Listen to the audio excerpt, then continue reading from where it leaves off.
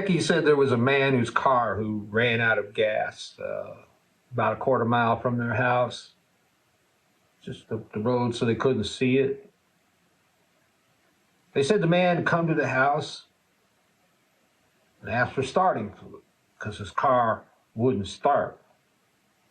And when Miss Hill went to look for her, the man attacked her. However, at trial, both Kirk and Becky said they saw the man's car in the driveway. So what are they saying? Are they saying the man drove back and asked for starting fluid for his car when it's sitting right there in the driveway running?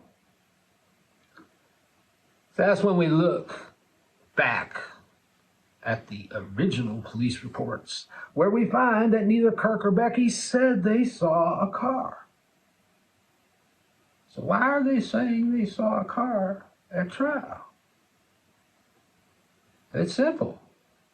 The prosecution needs them to say they saw the car so they can convict somebody. And you might not think this kind of thing happens, but it happens all the time. Where stories have been changed. And that's what we look for. We look for stories that have been changed out of necessity. And my name is David Sale. I'm an investigator of cold cases. And I don't expect you to know who I am unless you have been convicted of murder, that is, where I am fairly well known, actually, in prisons and get phone calls where I find my cases. Starting with Mark Woodworth, the criminal cases I find myself involved with are not the type where DNA plays a role, but cases where the most bizarre and elaborate stories are used as the basis of conviction. Stories so mangled up by the time they go to the trial that I scratch my head at how people have been convicted, yet there is a type of spell on them and a trust by the jury that certainly somebody has looked into this and made sure everything is okie dokie. But they haven't. Sometimes. Adam Brazil case had several witness stories that shattered like the emperor's new clothes when seen in the proper objective light.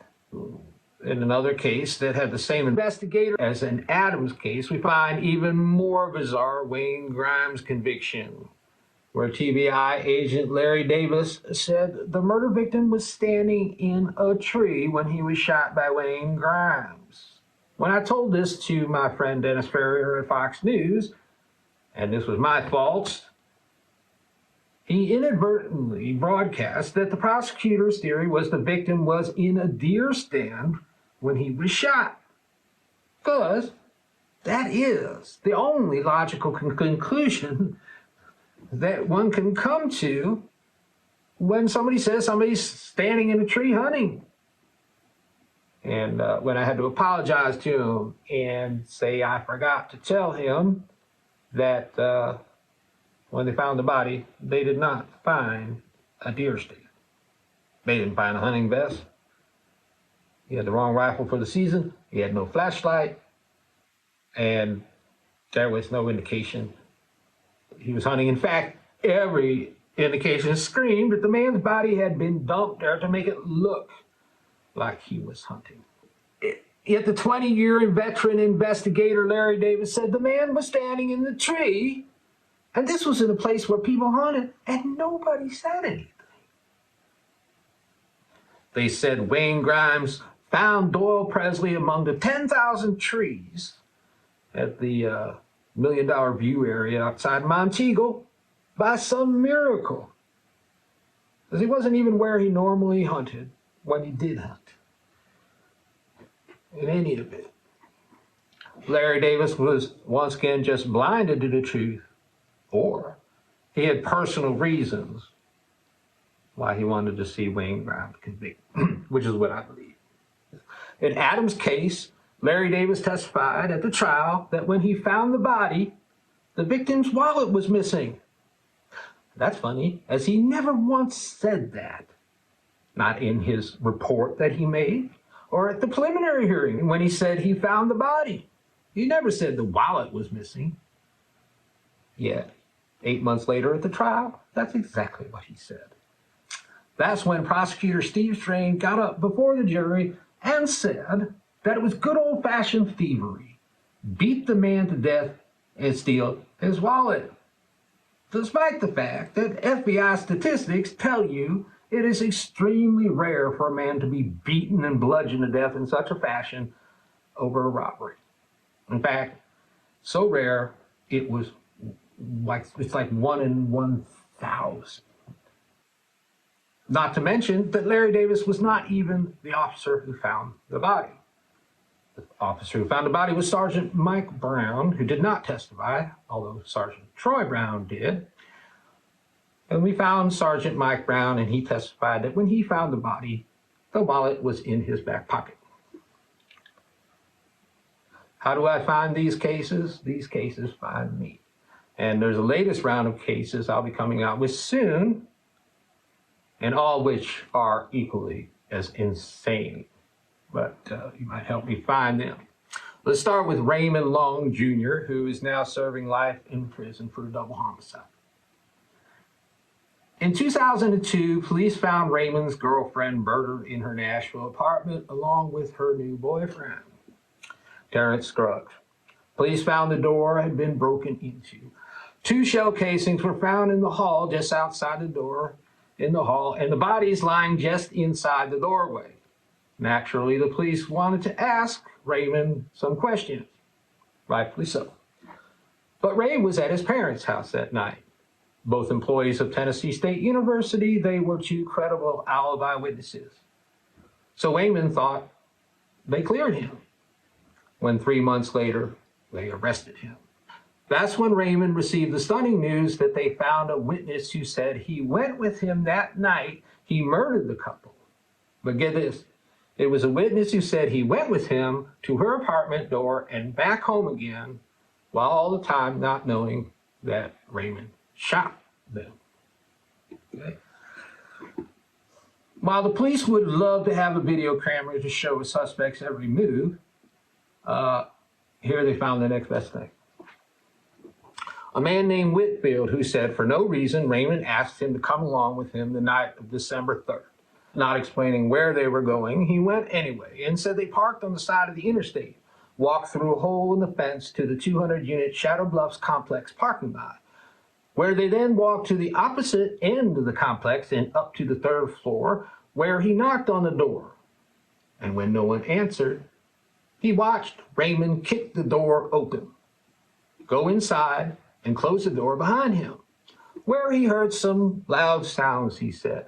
Then Raymond came right back out, and then they both walked back to the car, through the hole, and Raymond drove him home. Whitfield said he didn't know that Raymond had shot anyone, nor did he say he saw a gun. Whitfield said he only found out what happened when he heard it on the news the next day, a shooting at Shadow Bluffs Apartments. He also said he didn't tell anyone about it for 3 months when Raymond was arrested. If that's not crazy enough, when the prosecutors found that the shell casings were in the hallway and that the bodies were just inside the door, Mr. Whitfield had to change his story a bit and say that that Raymond didn't shut the door, that he had some kind of amnesia and stood back a little bit. Something happened, he saw it but didn't see it. It was all very strange. But still, he said he saw Raymond bust the door open, if you see what I mean, as he certainly doesn't want to implicate himself.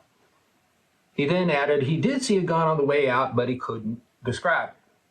When Raymond heard the story, he showed them the leg brace he had.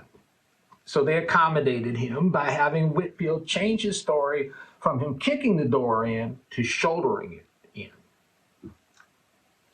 By the trial, the story changed again. They now said that Raymond met Whitfield at a party when Raymond was asking around if anybody wanted to go with him, and Whitfield said sure. Obviously, many questions remain unanswered as how the police found Whitfield. Was he the actual killer? He was a man with 2 felonies over his head, by the way. But the capper on this whole thing is that after Raymond was arrested and they had Whitfield's story all set up, Metro Police, in a random stop, found the actual murder weapon in the possession of one Terrio Williams. But since they already had the murder witness, they just let Williams go. He didn't fit the narrative, as they couldn't link the man with the murder weapon to Raymond. Raymond had no idea who Williams is. At the trial, as Whitfield told us ridiculous, some guy asked me to come along with him while he murdered someone's story. His court-appointed lawyer not only did not introduce Raymond's parents as alibis, he didn't introduce the evidence that they found the actual murder weapon in the possession of a man not connected to Raymond, a lawyer who is now an assistant DA. During his appeal for ineffective counsel, Raymond's lawyer said he thought he introduced the murder weapon, but this was not true. He did not. But more insanely, the court's response by Judge Thomas Woodhull was that the actual murder weapon was irrelevant and would not have made a difference to the outcome of the trial. In fact, what they said was one of the most disturbing things I have ever heard. That if they had traced the chain of the custody to the gun, it was equally possible it would have linked back to Raymond. Say what? Think about that. If they could have linked the gun to Raymond, don't you think the police would have done that? Of course they would have. There was absolutely zero evidence that the gun was in anyone's possession but Williams. Now, while Williams did try to say he got the gun from a guy named Sergio, he was not connected to Raymond either. Still, in other words, the court is assuming all those people know each other. So it doesn't matter who has the murder weapon, which is new to me, because I always thought that the murder weapon was the most important part of it. Like, who had the gun that shot somebody? Apparently not so. We're just going to rely on this guy named Whitfield. Insane? I kid you not. Raymond Long is in prison, and he has exhausted his appeals. And I don't know what's going to happen with his case. But don't you think that the jury should have heard that there was a murder weapon found and it's not linked to him? Don't you think he should have that opportunity? I do. And I also think that they should hear from the alibi witnesses. Raymond's mother said the lawyer told her that, since they were his parents, that they wouldn't believe them. I think that's a feeble excuse. I think the jury should be allowed to make that decision for themselves. Raymond Long was convicted in a 2-day trial, and that's including the jury coming back. It's insane. This man's in prison for the rest of his life. Anyway, that's the story of Raymond Long Jr. And we have more stories coming up. There's other cases. I'm working on a book, and we are shopping for a television show type Netflix film, or maybe Lifetime, I think. And so subscribe. Keep up with this. I'm going to try to make more stories here. I'm going to try to do this regularly.